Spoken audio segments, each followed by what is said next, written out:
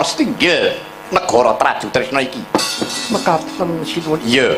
Yen ngisaken dawuh Paduka sinuwun. Wis kono, manjika jeneng Kedaton.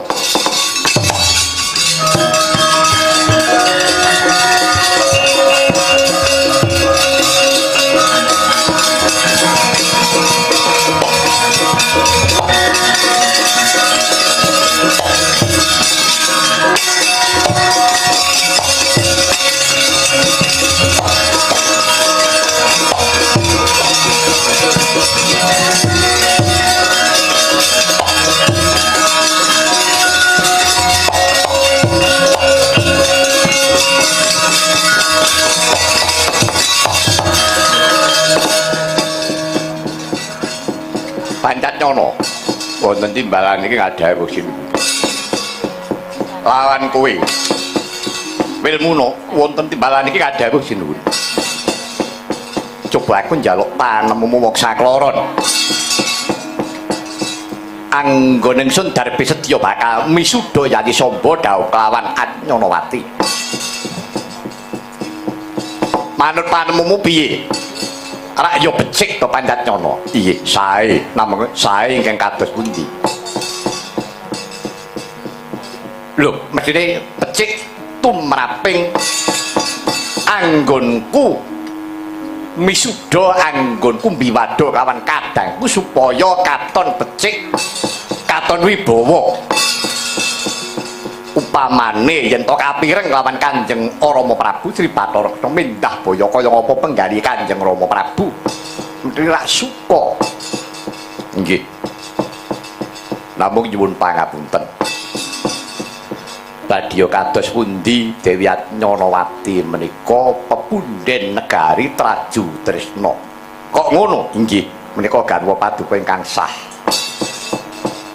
Rikala semanten panjenengan nggih nglamar dhateng negari Timpura Retna dipun tampi panjenengan nggih dipun pahargya sing neksen para raja Narpati yen to Prabu Bumanara Kasura ya Prabu Anom Setija dhaup kelawan Anyanawati putri Timpura Retna. Menika rak garwa Prameswari ingkang panjenengan gadang-gadang Siang Pantara Ratri. Nalika panjenengan tasih jejaka kemawon menawi sampun mundhut tetimbangan kaliyan kula. Kula sampun matur panjenengan menika narindra ing taksih gotang sinuwun tegesipun dereng kagungan garwa Prameswari. Monggo enggal-enggal palakrama supados kangge nentremaken negari. Paduka sampun kelampahan palakrama nanging nyatanipun boten lono anggen paduka palakrama iki karana kararidu. Kararidu menawi ingkang kararidu menika tiyang sanes. Menika taksih wibawa paduka. Taksih wibawa. Upami dipun tegakaken pun lilakaken ya wis karben. Nanging kula atur inget. Ingkang gonjak menika sinten, ingkang nyidra menika sinten? Menika kadang paduka piyambak sami-sami putra Dwarawati nadyan to benten ibu nanging pedhah turuning Sri Bathara Kresna. Monggo menika kadang sedulur menapa kinten-kinten jagatipun sampun mingkup, menapa kinten-kinten sampun boten wonten wanita sanesipun. Kok namung gonjak garwanipun kadang sepuh kok panjenengan terima. Menawi panjenengan trimah monggo nanging kawula Traju Tresna ingkang boten trimah sami keman pun sepelekaken kaliyan sapa. Hei! Pak!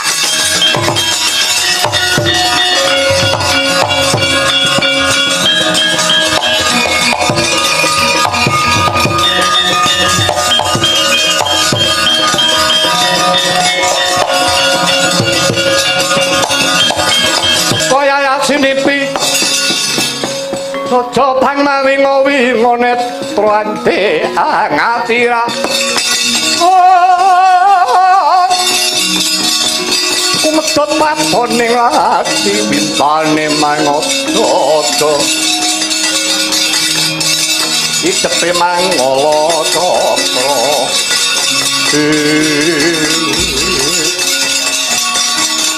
Pancatnyana wonten daru yen ngono Setijo wis ora ana ajine babat pisan. Badhe aji kados pundi?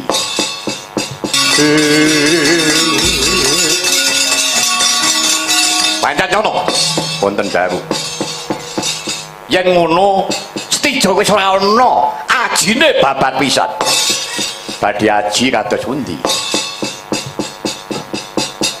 Ing atasipun paduka menika Narendra tur paduka nyuwun pangapunten sampeyan niku wong lanang. Wong lanang kok mringkus dadane. Wonten tetembungan sinuwun. Sedumuk bathuk senyari bumi. Sedumuk bathuk senyari bumi tohe pati.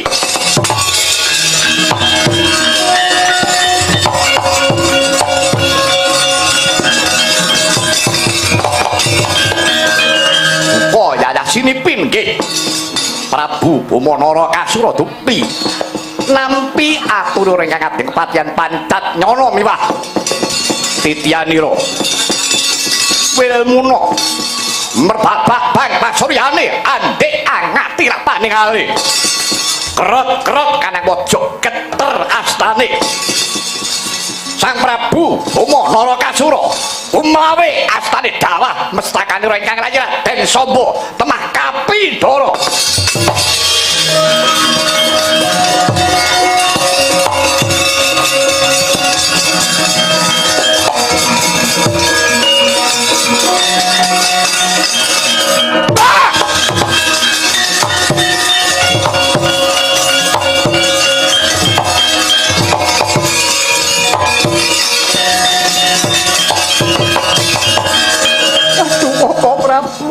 Koko Prabu kenging menapa paduka njeng Koko Prabu dideng janji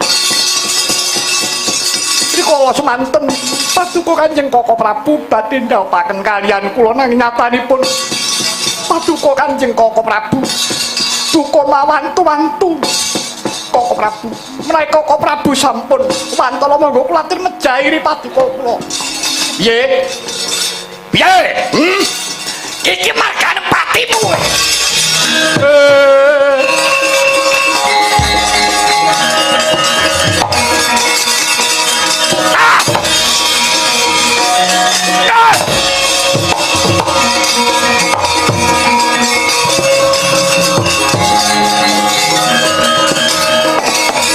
Wah. Lah ngoten niku perwira. Wong lanang tenan niku ngoten niku. Jaraken anake bidanen bojone. Lakon ana getih lereh-lereh. Sinuwun, ora mboten priksa. Sambane pancen bagus. Sinten ingkang mboten ngundangaken bagusipun Samba. Ning cacate cruthak. Gragas. Nek karo wong liya mangsa bodho. Karo mbakyune ipe. Wanuh-wane tundak murang susila cala mentah. Samba sing marai bagus tak biar kowe.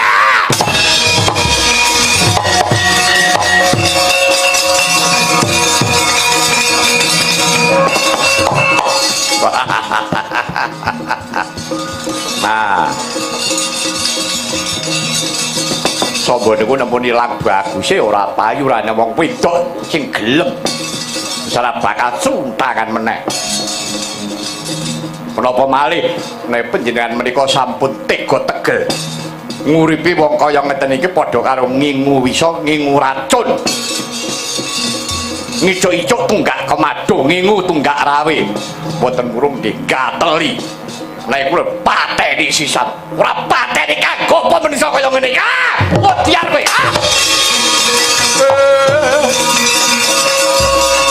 Kok Prabu wediar kowe.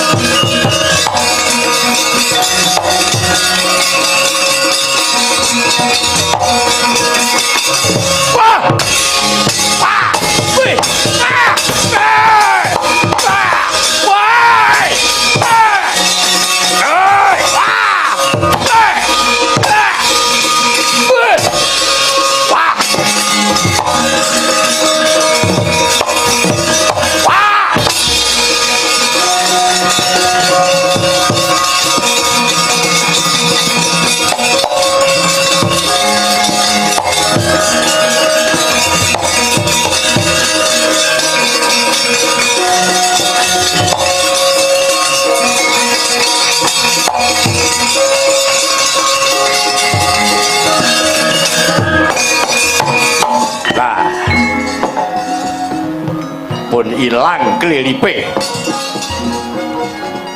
pun boten enten ingkang badhe ngraridu malih ngono Pancatnyana inggih Sinuwun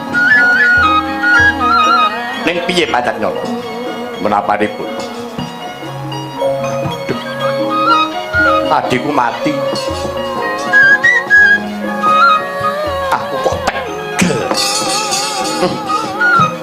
mongkaku iki rikala semono wis rila atiku ki wis rila Pancatnyana Kenatnyanawati tak ulungake si Samba jebul kebranang rasane atiku merga saka ucapmu mau kula kepengin ngreksa kawibawanipun Sang Prabu Bima Narakasura boten sisah paduka Kanjeng Sinuwun ajrih lan getun mati ya wis arep duwe sedulur nek kira-kira bakal marep ngribeti urip pedah menapa yo nek panjenengan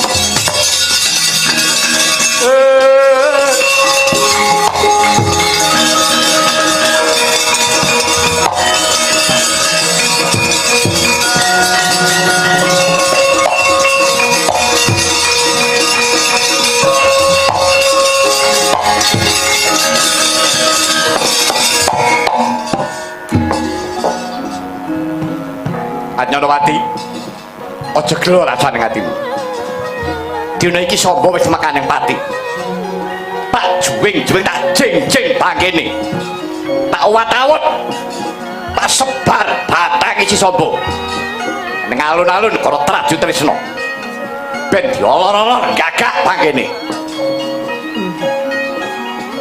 syukur mangayu bagya menawi paduka Sinuwun boten netepi menapa ingkang dados pangandika paduka ing mangka wonten tetembungan Narendra kedah lati pakarti nyariji nanging nyatanipun paduka boten netepi dumateng pangandika paduka piyambak ning aku slega rasane atiku wis ora ana sing ngribeti tetepo Anyanawati kowe dadi garwaku inggih Sinuwun kula mboten badhe leladi kaliyan paduka kula badhe leladi kali paduka pun Samba ngantos dumugi ning delahan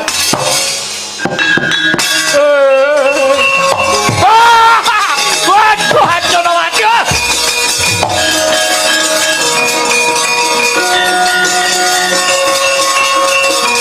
wah piye iki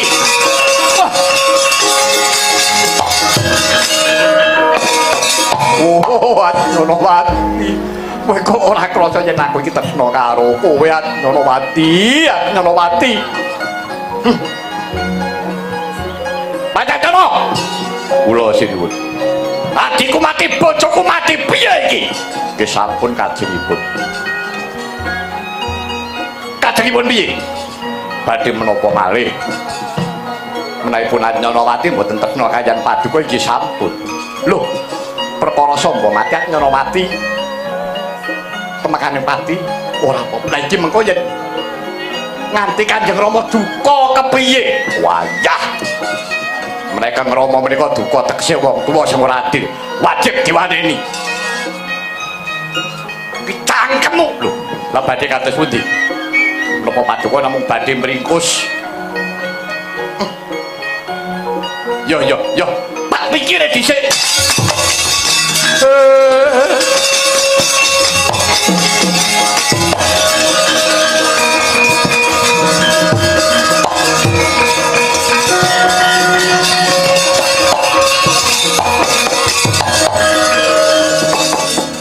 Nyono wonten dawuhipun. Yo tak pikir-pikir ya tak mung getuni perkara Nyonowati getuni si Samba sing kebacut tak pateni. Jeneng aku iki ratu sing ora duweni atek-atek. Nyatane Kanjeng Rama ku ya ora adil. Lah iki paduka lak priksa piyambak. Ya wis yen to pancen mengkono. Paribasan kriwian dadi guru juga. Pancen ngono. Timbang diluruki wong ngluruki Kang Dwarawati. Kabeh para prajurit Traju Trisna krek kampet brungkat cimrak trajange dhewe.